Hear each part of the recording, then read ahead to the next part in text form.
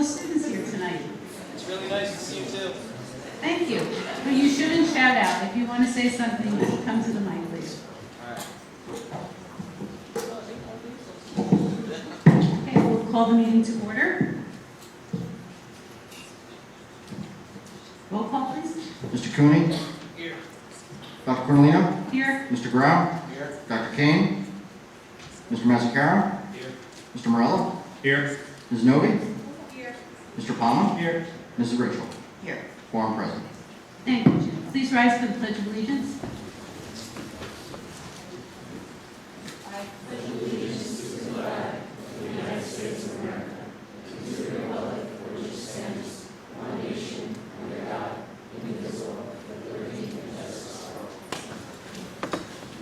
Jim, please read the New Jersey Open Public Meeting Law Statement. The New Jersey Open Public Meetings Law was enacted to ensure the right of the public to have advance notice and to attend meetings of public bodies in which any business affecting their interests is discussed or acted upon. In accordance with the provisions of the Act, Montville Township Board of Education has approved this meeting date. Notice of the meeting has been posted at the municipal building, all Montville Public Schools, Montville Public Library, Montville Township Board of Administrative Office Building, Montville Public School website, and advertised in the Daily Record. Thank you, Jim. Good evening, everyone. We will begin our meeting with Superintendent's report. Hi, good evening, everyone. I hope you had a terrific summer. And it's nice to see our students here this evening. Welcome. A couple of things. First of all, opening of school activities.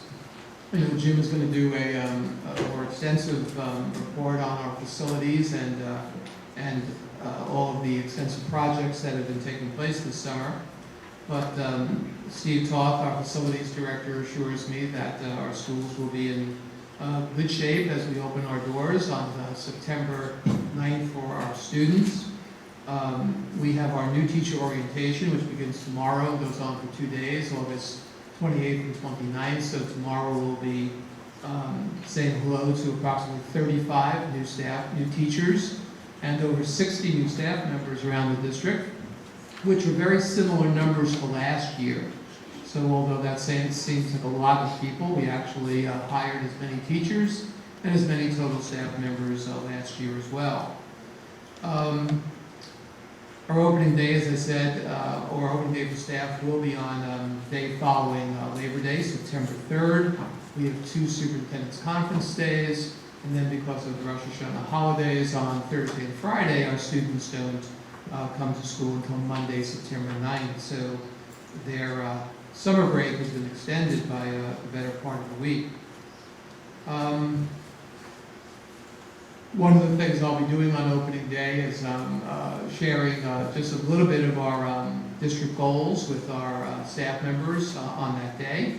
And then I will do something more formal for the board and the community either in late September or early October, as I've done in the past.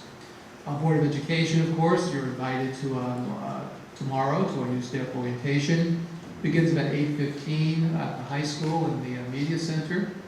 And then, of course, you're all invited as well to September 3rd when we have our meeting with the entire staff, also at Montville Township High School in the auditorium. So perhaps some of you can attend. The next area is the dedication of the Hilldale Media Center. The board, I know, has expressed interest in fact, commemorating Marianne Dispenzier, who was our former principal at Hilldale Elementary School and was an employee in our school district for 45 years. And she certainly did a wonderful job for our children, our staff members throughout their tenure in the district. And I know that the board is interested in doing something very special for her. And so we will be dedicating the Media Center at Hilldale School in her name. What seems to make logistical sense is, since we do have a Board of Education meeting scheduled for Hilldale, we would do it at that time. And I did ask that we switch the September 10th and September 24th locations of our board meetings, so that now we will be having our Hilldale meeting on September 24th. So we will switch I believe the 10th will be at Valley View. So the 10th will now be at Valley View, the 24th at Hilldale, This will give us time to prepare for the dedication on her behalf. And I did speak to Mary Ann, and she is very, very grateful and very excited to be receiving this very nice honor. So the board's okay with that? We're just going to flip-flop LFU and Hilldale for the 24th. I think before we leave that topic, the concept, I don't think the board really can't take credit, although we certainly think it's a wonderful idea. The credit really goes to Mrs. Mitski's third grade class at Hilldale School, who wrote us about 30 persuasive essays with the request that we rename Hilldale School in honor of Mrs. Dispenseer. I don't think the board was prepared to do that at the time, but an idea from Mr. Grau actually was discussed, and that is to dedicate the media center at Hilldale to Mrs. Dispenseer. So that's in fact what, after discussion with the administration, they laid the groundwork for that. That's what will be happening on the 24th. And with the board's permission, I never did send that letter thanking the children, so I'd like to send the letter now, letting them know that on September 24th, because they spearheaded this, we will be dedicating the media center to Miss D. And is it okay if I include in that letter that they're invited to attend? Sure, and we will publicize this event with the Hilldale community, children, parents, etc. as well. So I know it's hard to keep something like this under wraps, but just like we don't like hearing something that we don't know about, especially if it was our idea, if we could keep this a little bit close to the vest so that the children actually get our letter acknowledging them and thanking them for spearheading this because it is because of their persuasive essays that this is happening. So I'll send a letter out as soon as possible, but actually they won't really get the letters until after school starts. So I'm sure they'll know about it beforehand, but if we can, it's close to the vest here. Okay. I have one more announcement, and in the audience this evening is Ms. Leslie Sheckman. Leslie is, if you would stand up and say hello.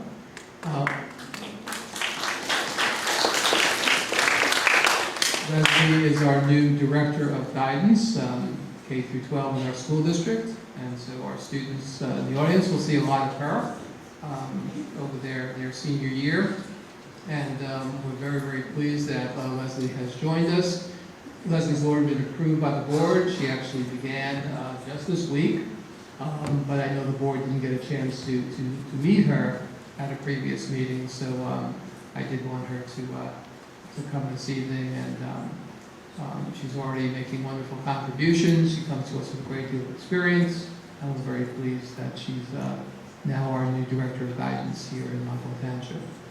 Okay, thank you. Any questions for the superintendent? Okay. Jim? Thank you, Dr. Corleone. Just want to brief the board and the public on what a busy summer that we've had over in the business office and in the facilities department. We have seven buildings in the district, and it's quite an effort to keep them maintained properly and in good working order. So as a result, I just want to take a few minutes just to brief the board on where we are with our projects for this summer. The William Mason roof replacement project at this point is substantially completed. We replaced and upgraded boilers in both the Hilldale Elementary School and at the high school. That project is currently ongoing, but we are anticipating substantial completion by the end of September. We have a number of projects at our high school. One of them has been in the making for quite some time, and that's to renovate the locker rooms, both the boys and the girls' locker rooms at the high school, and to do some renovations in the new gym.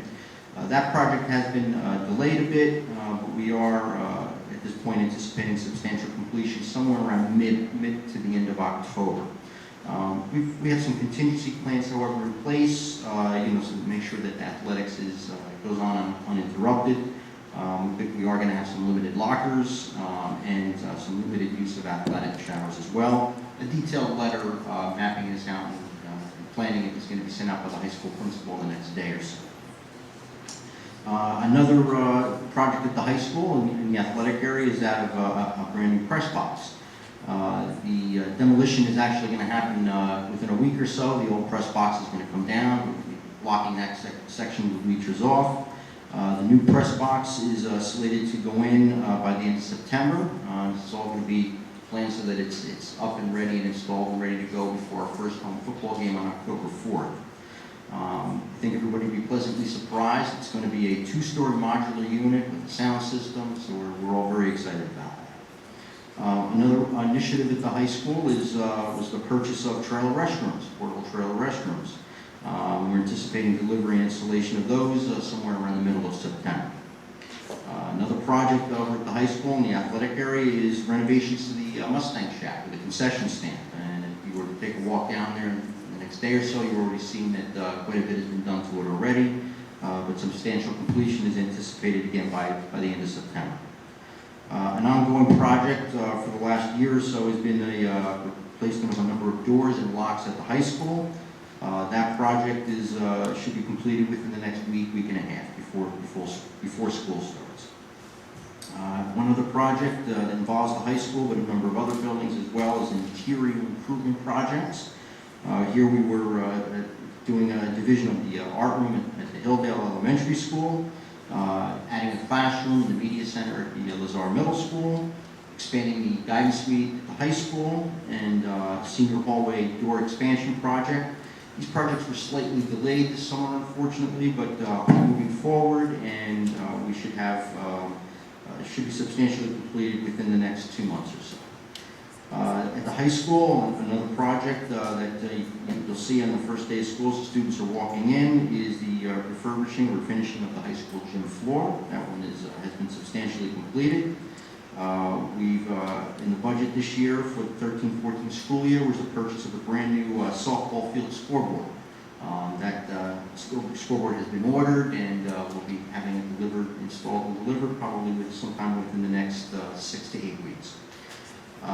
Woodmont Exterior Path Project. This is a budgeted project in our Woodmont Elementary School.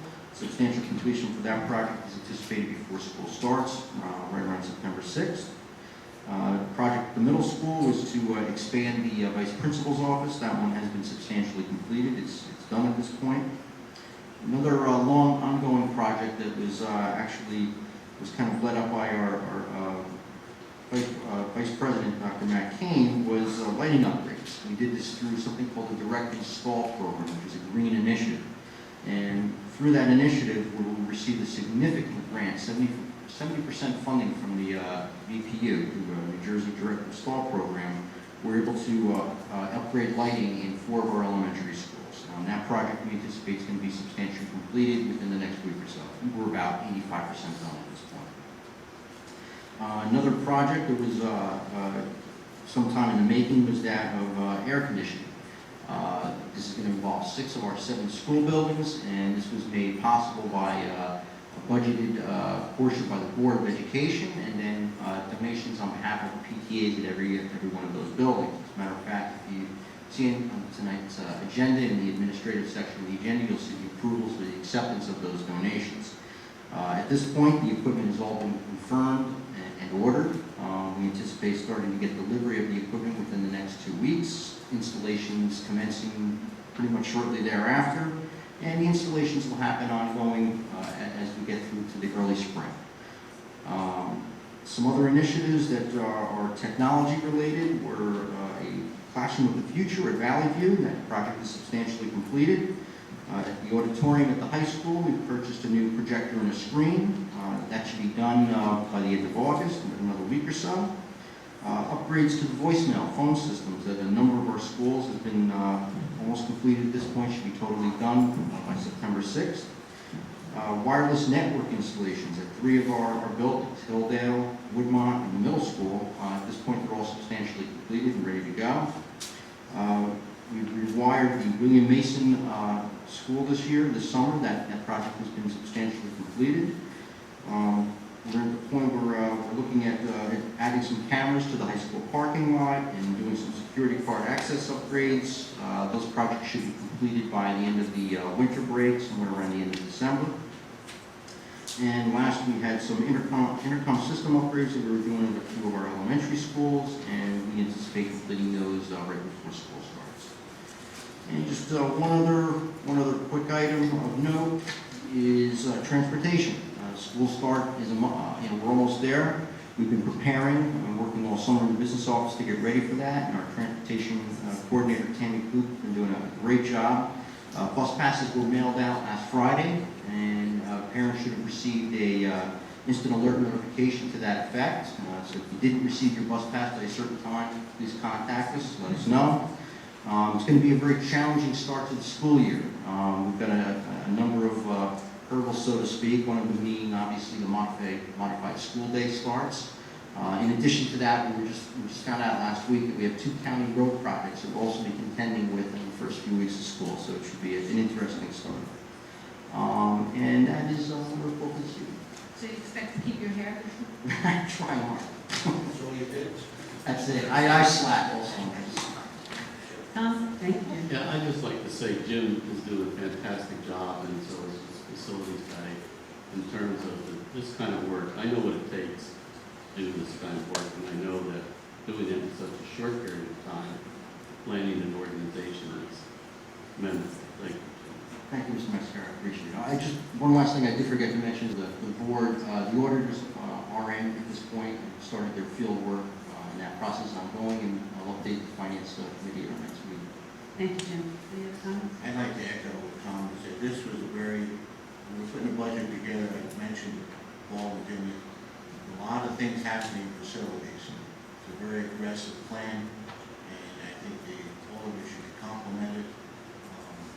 Next year, I hope we don't get as aggressive with so many, because people don't remember everything you've done, they remember the one thing that you were late on. But again, congratulations to all of you for a job well done.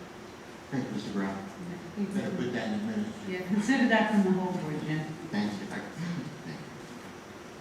It was ambitious, very ambitious.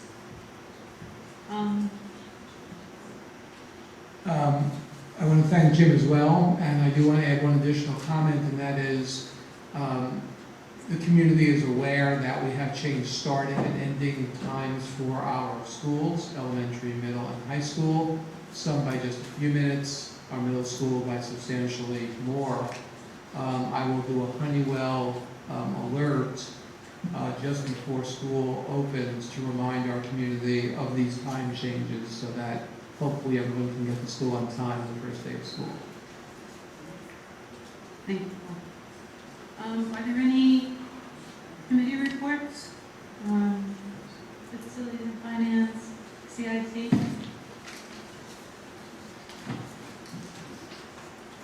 Yes? Oh, yeah.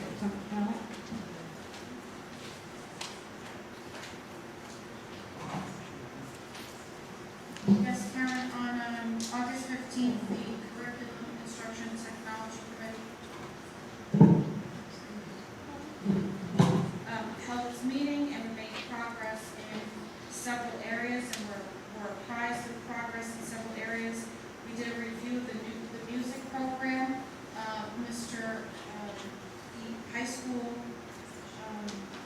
principal was present at the meeting, was able to engage in a very thoughtful dialogue regarding the number of sections in the various music program classes. There was some dialogue between the committee members and he regarding implementation of recommendations that were done in the report that the music committee, the ad hoc committee, had issued several months ago. So we're hoping that some changes to improve program offerings for the students will be implemented perhaps in the coming school year. Then we discussed curricular revisions. We also discussed what I thought was very exciting, and I hope Mrs. Mitchell did too, the new and updated school profile, which has been worked on quite hard by the administration, by the guidance department, and other various members of the school, the school employees. And it's a critical document because it does go with our high school students' applications to the colleges. It's been revised wholesale, and I think that the product is very commendable, and we're very pleased with it. It's in the board packet. And I think that it better reflects the extraordinary school district that we're in and the wonderful performance of our students and how well they do perform, positioning them better than the prior school profiles had for their respective colleges. We also discussed revisions to the district program of studies, which we're going to be approving this evening, and that's basically what we covered. Jackie, any other questions? Well, I don't have a question, but I would like to comment as well. I'm very proud of the persistence and foresight of the curriculum construction committee as regards this wonderful new profile that we have. And I'd also like to thank Andrea, because I know we would not have been able to get as far as we have without her. And I'd also like to thank everyone else that was involved in creating a profile of Montville Township High School that we can really be proud of. And I think we all are in the curriculum community like that. Yeah, I agree. Kudos to the curriculum committee and to everyone involved. This is really a beautiful profile. It's just head and shoulders above what we had and is very reflective of what happens in Montville Township High School. And of course, I love the piece where ranking was removed. And I like that part. yes, I really like the way it was worded. It was worded very nicely, yeah. Anyone else? Just, Mike, yes. yeah, policy, I believe we have a meeting scheduled for Tuesday, September 17th, Casey. Ad hoc safety and security. John, do you want to talk a little bit about what you experienced last week, I guess? Yeah, it didn't involve the district, it actually involved West Orange. We actually joined forces with the military and also DHS. They gave us $140,000 to do a mock active shooter in one of our schools. Did very, very well. We actually had behavioral scientists from the Picatinny Arsenal that came down and basically put locators on every person, about 100 cameras within the building. Montville State's doing a documentary, and we had about 450 people there, from chiefs to federal agencies to superintendents of schools. So it was very well received. We learned a lot from it, and it's going to take us about probably 6 to 8 months to compile everything. And it appears that DHS wants to partner with us again and potentially either do a business or a movie theater or possibly a mall, we're going to say, to do the same type of thing for active shooter. So hopefully we'll learn a lot from it and be able to turnkey it to basically every district and take a look at it. And actually, John participated in a television interview that was recently aired. So thanks, John. Can I just comment on that? John, it's true he participated in the interview, but I think he's actually being quite modest. My understanding is he basically planned out and obtained a substantial amount of funding for this program to take place. I think that John's presence on the board, security-wise, the things that we're concerned about nowadays, is really an extraordinary value. It's nice. Very nice, John. Just a quick question on the school profile. Will that'll be online on our website, correct? Hopefully by tomorrow. Okay. Yes. Just also to get back to that, I don't know if the board had an opportunity to look at the program of studies that was in the packet. But it's a huge improvement over what we had before. I mean, it's much more concise. It's very clear when you're reading through the different programs that we offer. And I think the most amazing thing is the length and breadth of what we can offer at Montville Township High School. And I think that the public needs to understand that it's a wonderful place to be, and that we can offer things as a public institution. I think that the amount of courses in this book, I mean, it's this thick, and just being on the left, this is just very exciting. It's a really fun. Thank you, Jackie.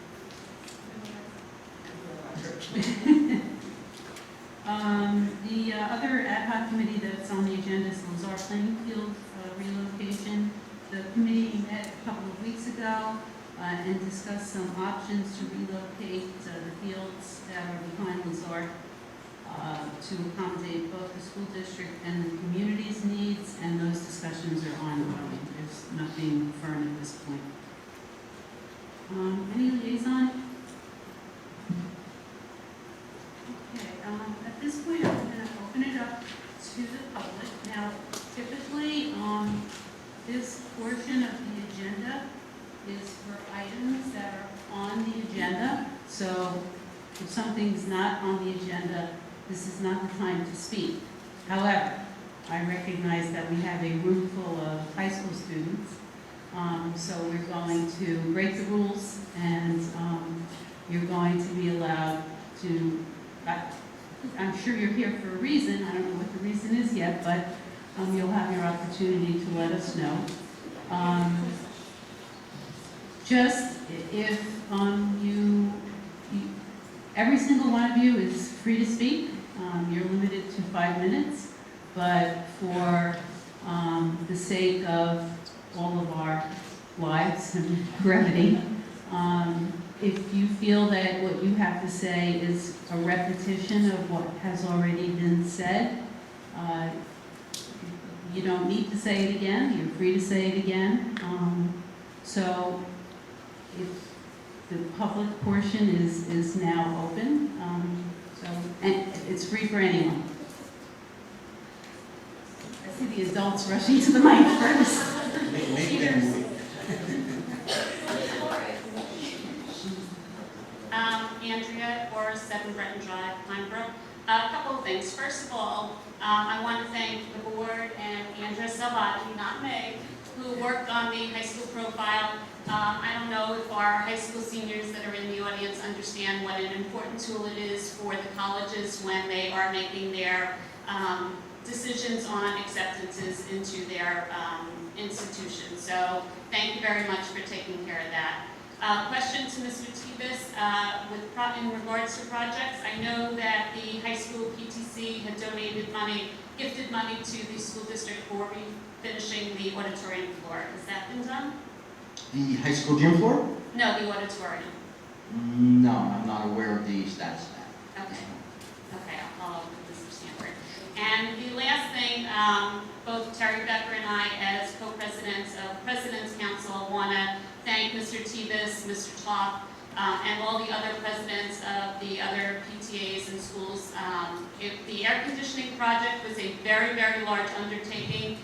Many, many discussions, but I want to commend everyone for working together. I know that there's always been discussion about equity among schools, but it was great to work as a group and support each other in their endeavors and to the extent that they felt that this was a priority in their schools. So thank you. Thank you.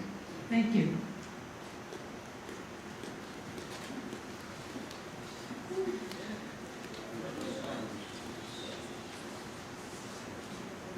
Hi, my name is Bill Clowney. My address is 1250 Court, Montville. I'm here to explain the statistical analysis of the senior apartment situation in 2014. I'm sure you're all aware of. Approximately, we have 350 students in our senior class, and with the approximate 160 spots, counting the new teachers added and the substitutes as well, that's still about 190 students without spots. If we include the 44 supposed spots on Horseneck, without the juniors, that's still 146 people without spots. And let's say at least 50 people don't have their licenses and or don't have a car, that's still 96 people without spots. Even if we were to look at the benefit of the doubt and went back to the 146 without those 50 people and said 100 students don't have their licenses and or cars, that's still 46 people without spots. No matter how you calculate it, the number of students without spots is still going to be substantial, and including the juniors that have to be the community center, that's still always a problem. Parking in the senior lot is a senior privilege, not something where we should find somewhere else to park. Thank you. Thank you. Listen in.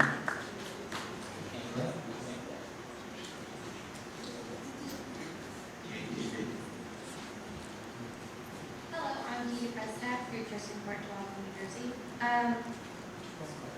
Well, I wanted to begin saying this on behalf of those who are here representing the senior class and also those who are not here due to other things, things that are holding them up. I'd like to start saying I don't mean to disrespect any of the administration, but until the new administration team had come about, we hadn't had a parking problem. And there's a famous quote that I'd like to share: if it's not broken, don't fix it. The original idea had first come, first park, has never really let us down.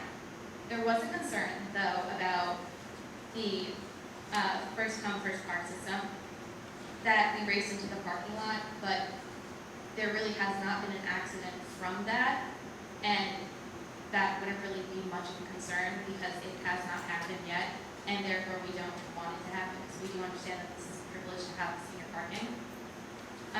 There are a couple ideas that have been said because we already know that the senior parking lottery has already occurred, and there was a lot of work put into it, so we don't want to just completely scratch that idea. So the first thing would be, sorry, looking at my notes.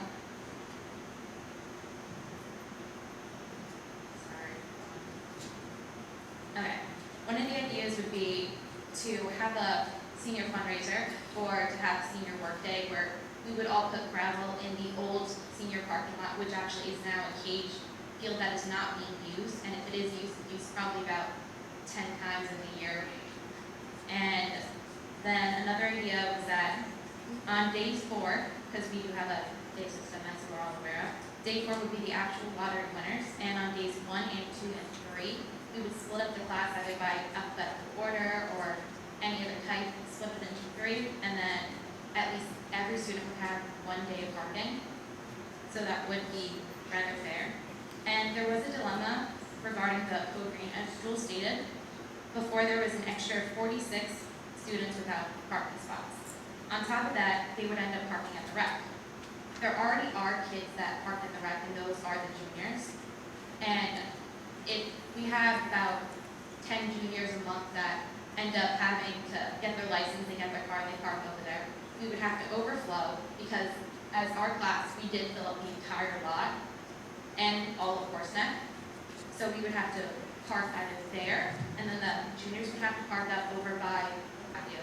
And the problem with the code green would be that we are kids and there are some rambunctious people, and they might scratch other kids' cars, or it would create more of a hectic case because as that code is already, it is very chaotic because there are a lot of kids and we are going up to the park. And it's just not really a safe idea to have all of us parked up there, which is why we wanted to have the issue of maybe having the 44 spots, they're supposed to be 44 over on Horse Neck. And yeah, thank you very much for letting us voice our opinion and for letting us have the time to do this. Of course. Have you discussed this at all with Mr. Sanford? No, we have not, but there have been a few students who have emailed the new vice principal that is in charge of our grade, and he hasn't yet to respond on any of the things that have been emailed to him. Okay. That would actually be your first stop, if you will, is Mr. Sanford as the new vice principal. After that, you bring it to the superintendent, and then we're sort of the court of last resort. So my suggestion is to bring it back to the high school administration, and we have the superintendent here, so. There are others that have, we know that some parents actually have called the Board of Ed, have called the superintendent, have reached out to the entire line, all different parents, and they've yet to get an actual answer of a solution, and that's why we are here, is to try and help find a solution. And to try and keep the new system that the new administration had in place about the lottery. And really our concern is just that we aren't getting the attention, we aren't getting the action on this, and that's really what we want to do, is have the action. I understand. Sure, so let me just say a couple of things. First of all, I can tell you with absolute certainty that not one parent has called me about the parking situation. I can say that Mrs. Becker and Mrs. Orris, at a meeting I had with them recently, talked to me about the process that the high school was using And I listened very carefully, and in fact, through that, the high school in fact changed the process, because initially the process was not going to be done through a lottery. It was going to be done on whoever handed in their registration forms first. I believe that's the first that you received.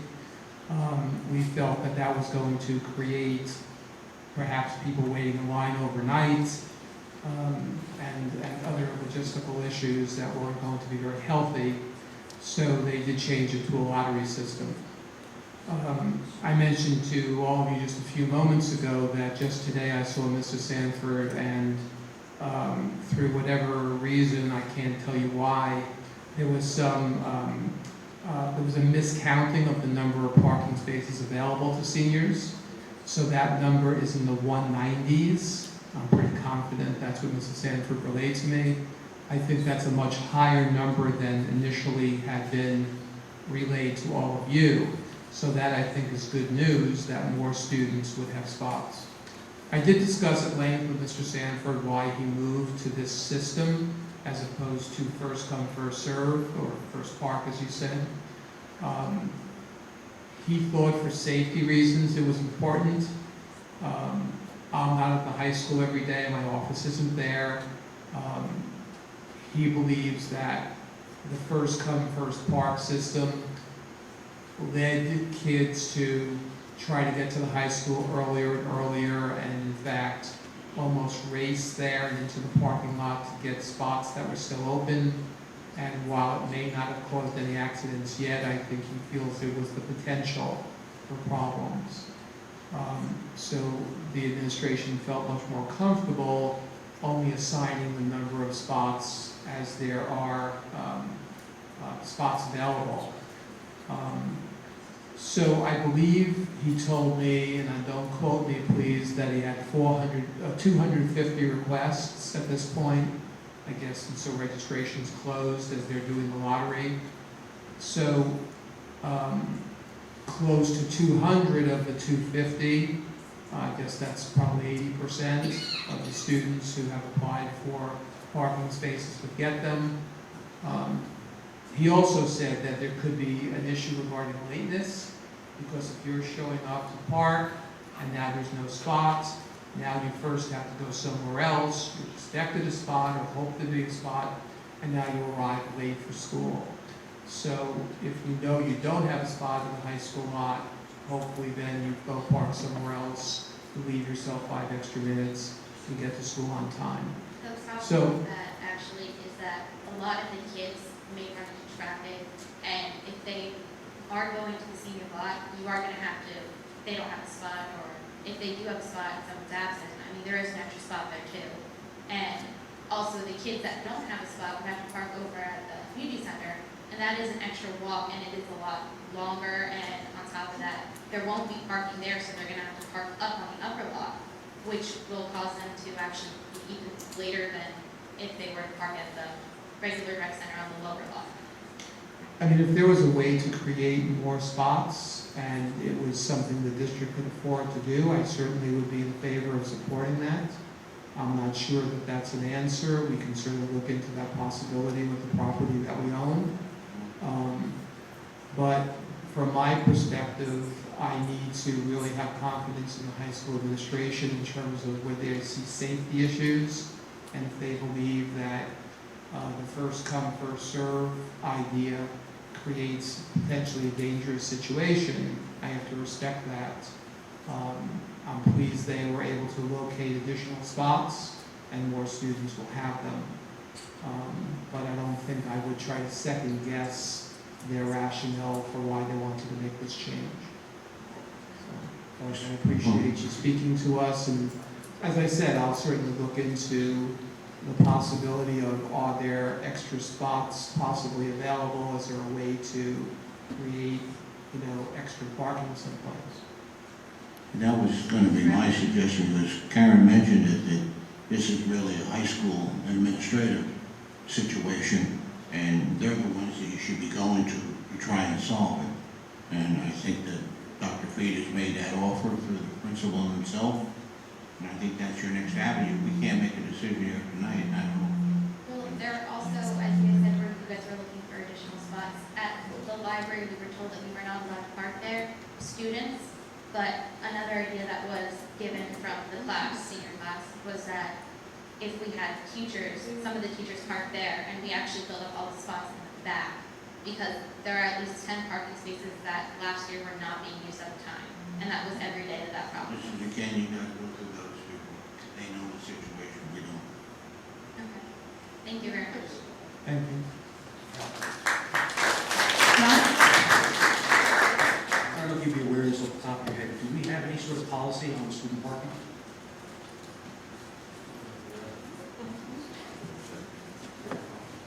Can we put that on the next agenda for a policy? If there is something available to discuss it? Is there anyone, another student? Mike? Yep. Mike, Jackie? Yeah, the young lady had said that the practice field was only used about 10 times a year. I think it may be more than that. But it was also my understanding that at one point, that used to be parking. Now, with us having turfed the field and allowing more use on that field than we would have had previously because of maintenance issues, not having to rest as much, etc., is there any thought that maybe we could retire the practice field and put that back in being a parking lot? Are you talking about the field That's that's fenced in there? Yeah. That's used. I saw the kids on there. Yeah, Why do we I want it? see kids there. It's not gonna provide enough parking for everybody anyway. Well, it would provide fitness spots. Well, Got the whole community center, there's plenty of spots there. Well, I think that. But that again is an administrative. Yeah, it's an administrative issue. just throwing ideas. Yeah, I understand. Tom? May I add something with reference to what Mike said? I was there when the high school was, the addition was put on, and when that field that you're talking about, the practice field, was blacktop asphalt. One of the conditions of the DEP at the time was that if we were going to add impervious coverage, which we heard about earlier, as a result of the new addition to the high school, we had to take away that impervious coverage for the parking lot and make that a grass field. So it's an environmental thing, so that couldn't happen. Well, thank you, Tom. That's a very important piece of information. Okay. Yes, Pamela and Jackie, I believe both of you had. Yeah, I mean, I understand that it's for the immediate situation, it's really something for the administration to handle. And I don't know that we can provide relief to the seniors in the short term. But is this something that we can put on facilities and finance for a long term to look at? It's a chronic problem. Sure. I mean, The parking at the high school is a We chronic can problem. put on an So extra maybe agenda. this is a bubble year with a larger class, and maybe we've had capacity, I don't recall the numbers exactly. Maybe it's something that really needs to be looked through. Jim, can you For add? a long-term solution. I mean, I talked about this 4 years ago when we were going to have the two largest classes ever coming into the high school. The ones that graduated a year ago and the one that's in there now. And nobody wanted to listen. And I kept saying they're coming out, that is not going to be in parking. Charlie said, Yeah, I hate to go back again, but back when we did the addition to the high school, it was also proposed, we had 2 parking lots, and I gave that information to Jim a couple times, I guess. Proposed one along the, I guess it would be called the northeast side, as the, the road that goes around the high school, right to the right, which could have put about 100 parking places. Also, back near the teacher's parking lot, on the hill, another 100 or so. At that time, the proposal was, we have a plan, I showed the plan already, for the business office. It was about $150,000, somewhere in that neighborhood, probably more today. But we ought to look at this for the future. And the reason why we looked at it at that time is because of the increasing enrollment in the schools. Now, if that enrollment, and we know it's going down, but it's going to take a few years, quite a few years, for it to get down to the levels of the early 90s, when this kind of parking wasn't required. But I believe that it could be resurrected again, for next year possibly, in terms of a major project or capital project. And I don't think it's going to be that expensive, and it should be explored as indicated by maybe the facilities committee. We So have- Charlie already asked that it be put on and I Jim have a agreed? copy there too, but You're talking about behind the park, the high school, where they park for that? Actually, it's, the first area is more behind the library, but adjacent to the road that goes around the high school. The second area would be adjacent to the parking lot that's currently used by the teachers, I believe. And both of those areas, we weren't looking at two, either one, they were both I alternatives. remember we discussed that in facilities a long time ago, and we were told it was rock there, and grading, and we wouldn't be able to pave it, and it would be too expensive. on this right by the library, yes, that Tom was talking in the back, Further back. on the bend, on the road. A little different than what we talked before. Right, yes, the one further back near the teacher parking lot was a better one because of the access to the school. The one along the roadway would have required stairs and steps into the school with different entrance. Thank you. Thank you, students. No one else? has- That's not going to help this year's seniors. Right, so is there any way that perhaps we could speak to the library about teachers parking? We went all through this last year, Jack. Well, they didn't want the students parking there, but perhaps they wouldn't mind the teachers parking there. At least that would free up those however many spots that are in the front lot. I don't know. We have a liaison. Dr. Schroeder is our liaison to the library board, and perhaps he'd mention it. It's kind of floated by, really. I'm sorry, I just have a quick question. Okay. That playing field that's caged in, is there concrete underneath that grass? Or is it just, Doesn't matter, girl, we can't No. do that. No, they have to break it up. No, it's all gone. it is? Okay. The other problem with using it even temporarily, now that it's grass, is the way I see it. It would be nice in fair weather, but in bad weather, it could become a mud hole. It can't be lined, can't be plowed. So while one might say, in fair weather, let's the students park there, but then you get used to it. And then what happens if you can't use it? You're back to the same problem. So whatever solution one comes up with, it has to be more of a permanent solution. Okay. Thank you. Thank you. Nancy Chang, I was just wondering, where the Little House is, that's not being used as a Little House anymore, is it not? There's a lot of parking there. And having walked once through the woods to see if that has connectivity between all the community land and the library land and the school land, you can get from where that barn is, through the woods, it goes down a little bit, to the top of the mound at the high school. So much so that that path has been kind of marked off either by Boy Scouts or people who have knocked through it in the past. You might want to look at the site map and see if that access is accessible. They could probably put another 40 cars up there, gravel the road a little bit, have it be a little path, and you might get, 40, 50, 100 parking. I don't think it's used at all during the day.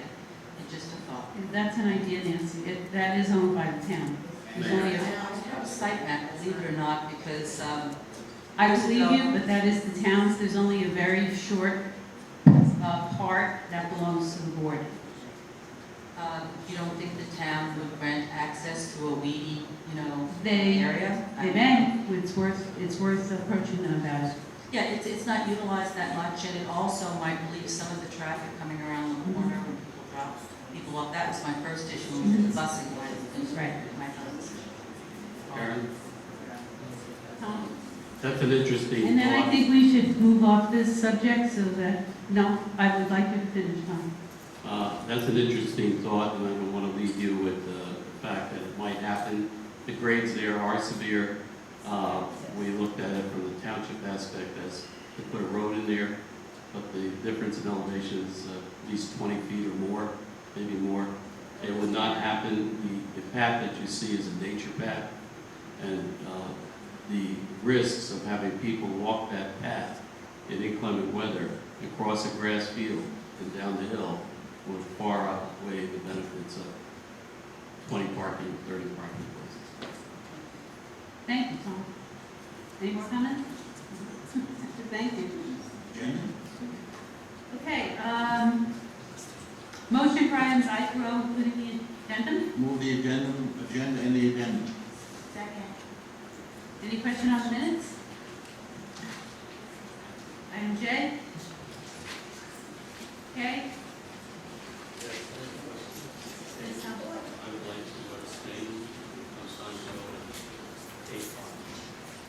I would like to abstain on K5 when it comes to Any others on K? L? L is big.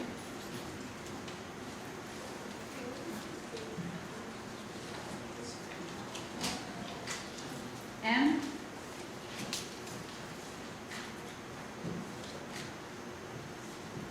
Just M6 with a great deal of pleasure for me through that. And on the end, any questions on the addendum? Roll call, please. Mr. Grau.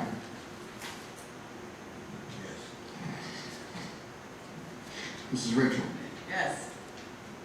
Mr. Cooney. Yes on everything, abstain on J4. Mr. Mascaro. yes, abstain on K5.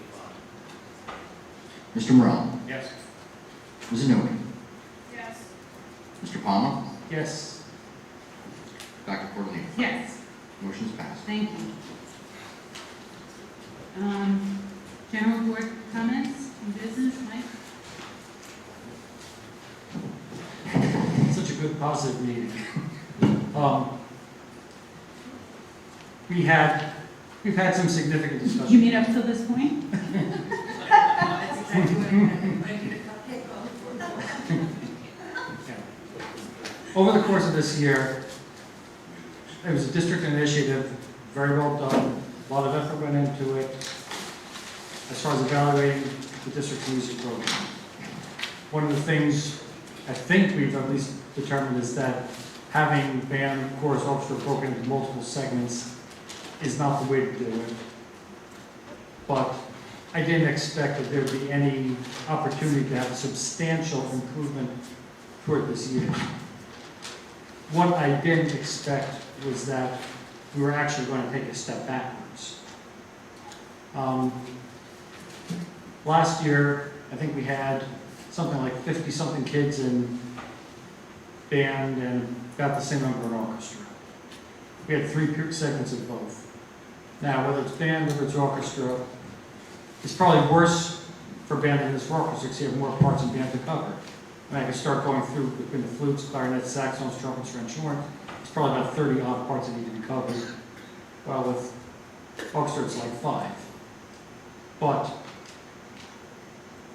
no district with a reasonably good music program takes it and breaks it into 3 and 4 different segments.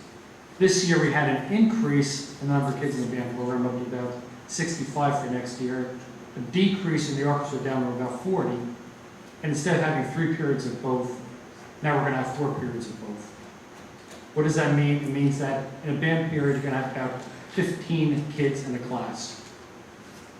I'm not a music teacher, I'm not a professional, but I can tell right this, there's absolutely no way you could take a band class with 15 kids and even come remotely close to covering every part. You're going to take an orchestra section of about maybe 10 kids in a section, and unless you're going to tell me that every section is going to have at least 2 violins, a viola, a cello, and a string bass, you're not going to cover all the parts. From a music education point of view, this is not a music education program the way it's coming up this year. I hate to say it, this is absolute garbage. 15 kids in a band and 10 kids in an orchestra class is an absolute waste of time. It's not fun. if I had that kind of program when I was in high school, I wouldn't have the love for music I do now, because you know what, it just isn't fun. We found a way to break chorus just into 2 periods, which is good. I strongly suspect it's because the teacher has 2 other duties, which then I guess leads me to question, are we really dividing the band and orchestra into this many periods because it's academically feasible, or are we doing it just because we're saying, what are we going to do with the teacher for the rest of the day if we only have this in 1 period? You are never going to have a meaningful music education program unless you have small group instruction in addition to large group instruction. We talked about this curriculum, and that's the reason I'm bringing it up, because I did not like the answers I was getting at curriculum. That I think the administration, the high school administration, saw the increase in the number of band kids, and instead of saying, oh, that's good, we have more kids in the section, said, oh, good, this gives us an opportunity to open up another section. That's just not the way to do it. I heard that we had a lot of pushback, allegedly from parents and teachers, as far as pulling kids out of class for lessons. And it annoys me because it was a handful of parents who were the spearheaders behind it. And you know what? Those parents who were the leading force behind it, their kids aren't doing band this year. So we capitulated to a group of parents who had no interest in improving the program because their kids weren't going to do it. I don't want to take a step backwards. And I never expected that this year was going to be a complete turnaround. And we have a new director of the arts, but this can't go on like this. And I really hope that next year we're going to be working towards having a meaningful music program, such as the kind of programs where you can look into region band programs and see 8, 10 kids from one school instead of 1 or usually 0 from Montville. And I don't think I'd even be saying this right now if it weren't for the fact that we took 3 periods and not only didn't condense it, but actually expanded and made a situation that's even worse this year than it was last year. I'm disappointed. I agree with you. I have to tell you, Mike, I respect your opinion about the music program. I know that it comes from a good place, I really do. But I think that your words are really actually harsh, given everything that was discussed at CIT, given everything that Doug Sandberg said, given the fact that the new supervisor of the arts has been in the district 5 minutes. I mean, there hasn't even been an opportunity to do a wholesale review. And he's the supervisor of the district's music. It's not just the high school. There has to be a wholesale review. And we've already discussed in curriculum, the subcommittee, it's going to get done. Ms. Salvaggi, Assistant Superintendent Salvaggi, is going to invite him to a later meeting when he's had an opportunity to really take a review. I even said it a few minutes ago, a little while ago, and we discussed it in CIT, and I know you were here. The ad hoc committee that presented in late spring. There's only so much I think they can do in scheduling, and the music program doesn't operate in a vacuum. And I'm a big proponent of the arts and the need for strong arts programs across the board in all of the schools. But I think to call the program garbage and to say that we've taken a step back is really unduly harsh. We have an award-winning band that gets consistently ranked top nationally and statewide.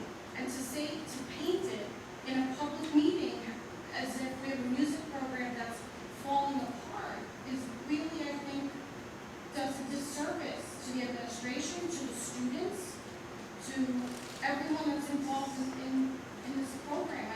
I get where you're coming from, but I'm sorry, I really take exception. We have really focused on the music issues. There was an ad hoc committee that Dr. Fried put together. It went under the supervision of other administrators. It's been discussed in curriculum. The music program, this is my 3rd year in curriculum, in the curriculum subcommittee. That music program gets discussed constantly. If not at every meeting, probably at half of all meetings that take place in any given year. That program's not been ignored. That program has healthy funding. The funding gets reviewed every year. We take due consideration about how the children are instructed. The program doesn't operate in a vacuum. There's just, I know that you're looking for big changes, but those changes are not going to happen overnight. And a committee report, an unofficial report being submitted in April and expecting wholesale revisions of the program, I think is unrealistic. It doesn't disservice city administration. I really do. I will just respond briefly. And I understand where you're coming from, Carmela, and I was sounding grateful. I will say this though, award-winning band, that's marching band. Marching band is a club. There is zero correlation between the quality of the district's music education program and quality of its marching band. And as far as the words I said before, I don't think I'd be making the comment if we had even the same as we did last year. But by break, Comments can I about finish? the reason why decisions were made at the high school level, Can I finish, Carmela? and it's purely speculative and conjecture. The only thing I'm saying is that by taking it and breaking it into even more segments, it's not that we didn't improve it, we actually made it worse. Especially with the orchestra, instead of having 55 kids divided into 3 sections, you've got 40 kids divided into 4 sections. You can't rehearse like that. You keep talking in absolutes, but you concede that you're not a music instructor, you're not a music director, you're not a musician by trade, but you keep making wholesale comments that this year is going backwards. Yeah, I before, think it's unfair. I respect both of you enormously for Mike, for your passion about the subject, and Carmela, because you're passionate because of your intellect, frankly, and the way you're able to just articulate your feelings. But we have a great board, and I don't want to see the two of you kind of hash it out here. And so I think that, no, I know. And I think there's truth to what both of you are saying, but I do have to say, Mike, I think that there just wasn't enough time. I mean, I wasn't at the meeting, I read the minutes. It seems like Doug tried to do his best, and that the report came out actually after he had already put some scheduling in place, and for him to undo it would have been difficult. And what was compelling to me was when he said, as written in the minutes, that had he dropped back to the 3 sections, I think it was, that it would have created issues for students taking other electives that maybe they would not have taken band. So my sense, Mike, is with, as long as you're a member of this board, the music program will improve, and I think it has improved. And I think certainly with the availability now of a supervisor, things will get better. If I can just make a comment, last year, as part of our goals, of course, it was to review the music program K through 12 and look specifically at why, in fact, we were seeing less participation as the students got toward the high school level. Mike Sherritt chaired that committee. There was a lot of involvement on the committee, and I think they came out with a very comprehensive report. As a result of the report, as a result, I think, of the good judgment of the Board of Education, we restored after 3 years the supervisor of the arts, which I think is a wonderful step forward for the arts in this school district. And So- to give Mike credit, Mike really pushed for that. Absolutely. And certainly I was very, very pleased to see that coming back. I think we have found an individual who is passionate, and I do think that that he is very clear about taking that report, and this was the idea. Now that we have the report, for us to take that report, again, going forward this year, music remains one of our goals. It didn't come off the list. It remains our goal. Now it becomes time for the implementation of the report. I trust that Ed Fleischman will, in fact, our supervisor of the arts, will move that report forward. I know that, I wasn't at that CIT meeting, but I know that speaking to Andrea, and knowing that Doug was, it is complicated to do what I think we all know might be in the best interest of the music program, because, as Jack and Carmel are saying, it then compromises other programs and other electives.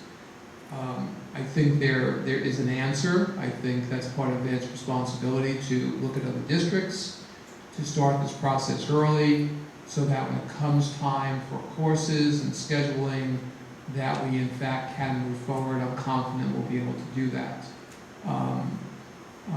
But I think, last year, I'll call it year one in terms of the investigation and the report, and now this is the implementation year, and I'm hoping that will move the process forward.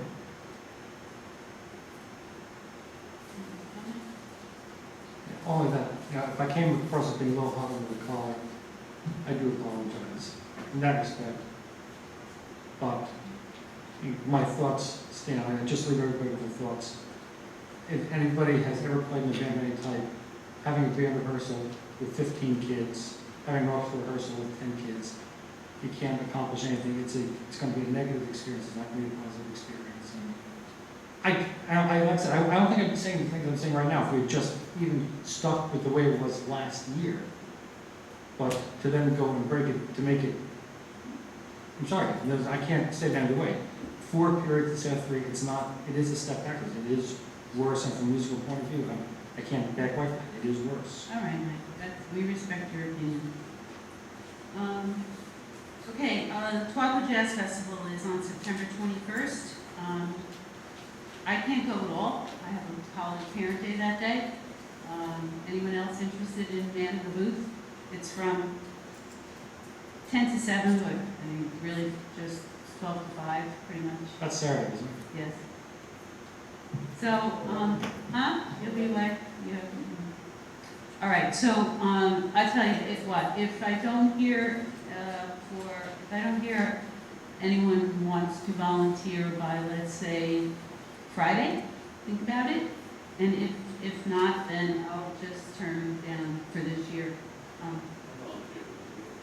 I can't. I have Alex's college parent day is that day. I know. So is there a volunteer for Tom? Charlie will hang out.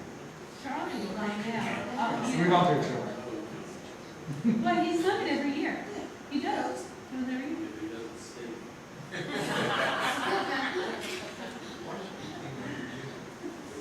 All right.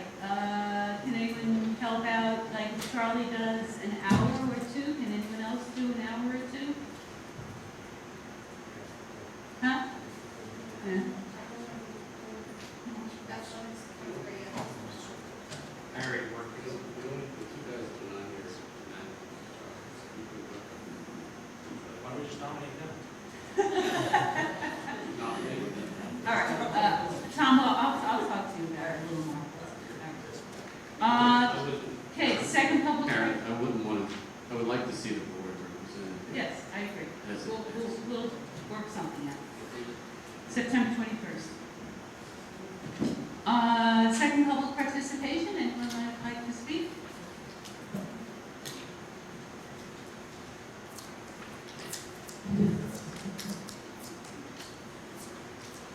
I came with props.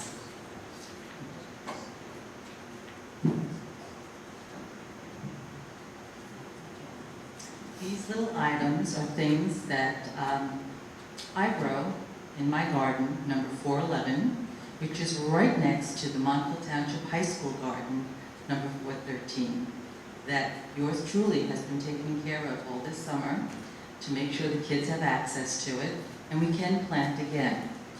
Why am I here? I don't have kids in the high school anymore, and it had always been a slight disappointment to me that we don't have more hands-on learning.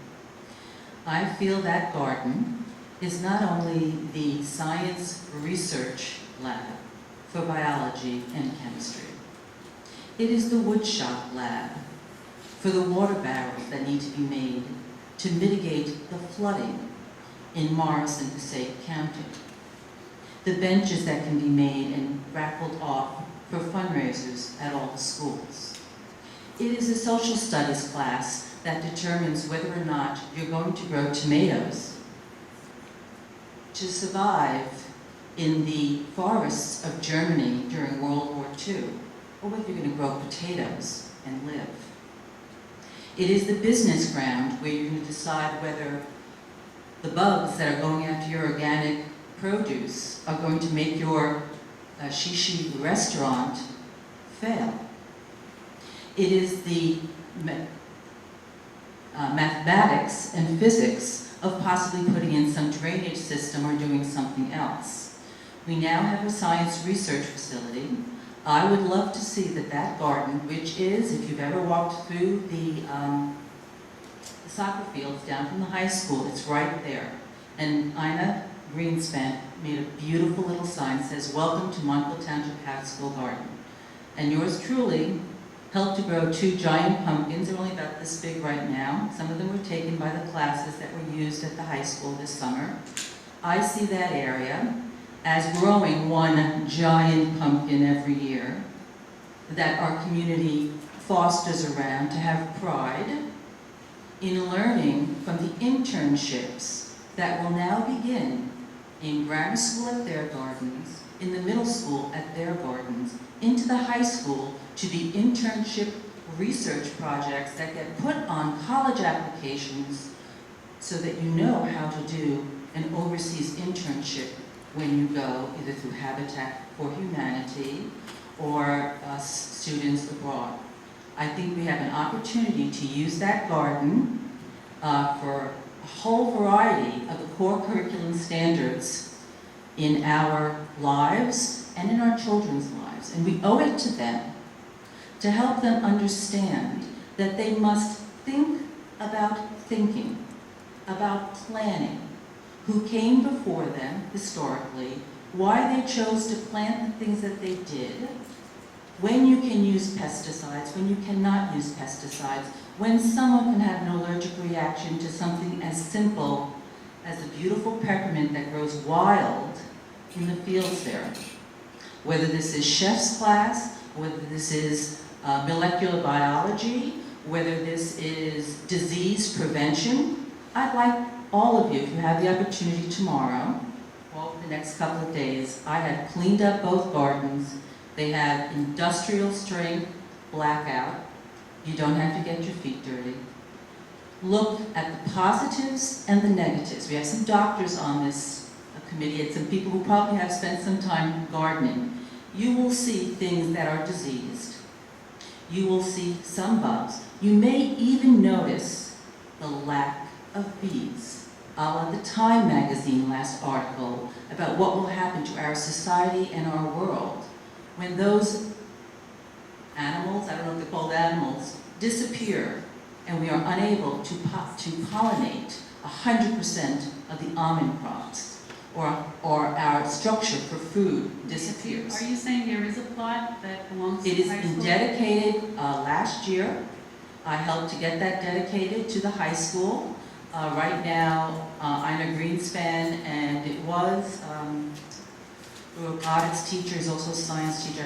Forgive me if I forgot his name, but I think we should think more about that plot as a, and I say internship. I've learned a great deal from the seniors there.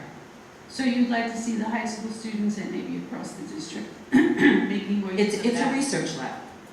I don't want to have to send my child all the way to Livingston to get something in the summer that we have right here. It is amazing that we have those gardens there. Amazing. Have you spoken to Doug Sanford at all? Yes, he knows about it, and About your ideas? Yes. I'm presenting them here because the high school tends to be fairly busy, just like the water conservation program, which has done a great deal in our town.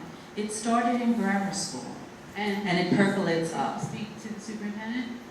I have not yet spoken to him about it, but I came to the meeting here just to kind of Whet our appetites? intrigue your interest, get I the, can't wait till I'm the not next kidding, hour. get the gym department to do nutritional healing or medical products. It's just like Survivor on TV. As a matter of fact, maybe every department can say, here's your project, open up your bag. You were the survivor in Germany, you were the survivor on a Pacific island like JFK, you are XYZ.